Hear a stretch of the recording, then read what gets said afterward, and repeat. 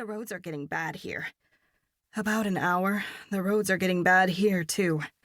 I gasp when the back of my car swings to the left, then the right. "What happened? Are you okay?" "I'm fine. The snow is just starting to really stick to the road." I hold the steering wheel tighter and wish I had taken my dad's advice and put on my snow tires.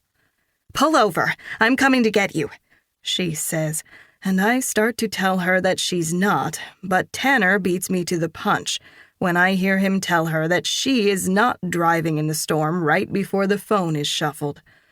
Knowing Sybil, I'm sure she's trying to keep me from hearing them argue, but I still hear her tell him that she is and him tell her that she's not before the sound is cut off almost completely. Then I hear a smack of lips and she comes back on the line. "So," she clears her throat, sounding a little dazed, which makes me smile. "Tanner says that he's going to call Maverick. His truck will be able to make it to wherever you are." "Maverick?" "Tanner's best friend. You know him." I do know him, or kind of. We've been around each other on a few occasions, but never for more than a couple of hours at a time. I have always considered myself someone who is really good at reading people, but he's unreadable. The only things I really know about him are that he's best friends with Tanner, my best friend's husband, since they were in the military together. He's seriously attractive, and he has an easy smile. And from what Sybil says, he has a way with my niece, Claire, Sybil and Tanner's daughter. I'll be fine. If the road gets too bad, I'll find a place to park until the snowplows and salt trucks come out. Jade, please don't be difficult right now.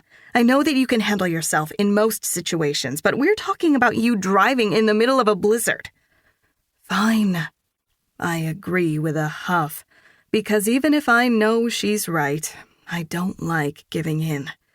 I'll get off on the next exit and find some place to stay for the night. Is there an exit coming up? She asks, and just then a green sign appears in the distance.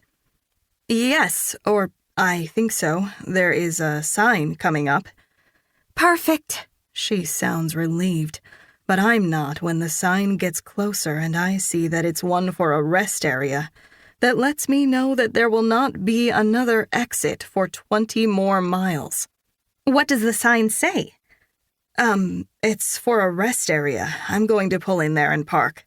What is the exit number? Sybil, please, I don't feel comfortable with Tanner calling his friend to come rescue me. That's too bad, because I don't feel comfortable with you putting your life at risk or sleeping in your car overnight at some rest stop in the middle of a snowstorm. She snaps. All right, calm down. I silently curse my stupid luck of late and rattle off the exit number, which she immediately relays to Tanner, who I'm guessing is on the phone with Maverick. Okay, Mav knows where you are, and he said he will be there shortly. Sounds great. I lie as I exit the highway, finding a half-dozen semis and a few cars parked along the entryway into the lot. How's Pebbles doing? She asks as I pull into a parking spot and put my car in park. I look over at my companion, who has been asleep in his dog bed, which is buckled into the front seat, since we left the trading post. He's passed out. I reach over and run my fingers over the top of Pebbles' head, and he barely opens his eyes to look at me, but his little tail does start to wag. Since we're here, I'm going to see if I can get him to go potty. Okay, just let me know when you get back in the car after. Sure, Mom, I say sarcastically and listen to her laugh, which makes me smile, then say a quick goodbye with a promise to see her soon. After we hang up, it takes me a minute to get Pebbles in his sweater and to put on my jacket, both of which were too hot to wear in the car with the heat blowing. Once I have my beanie on and Pebbles' leash attached to his collar, I push open the door to my car and regret the decision almost immediately.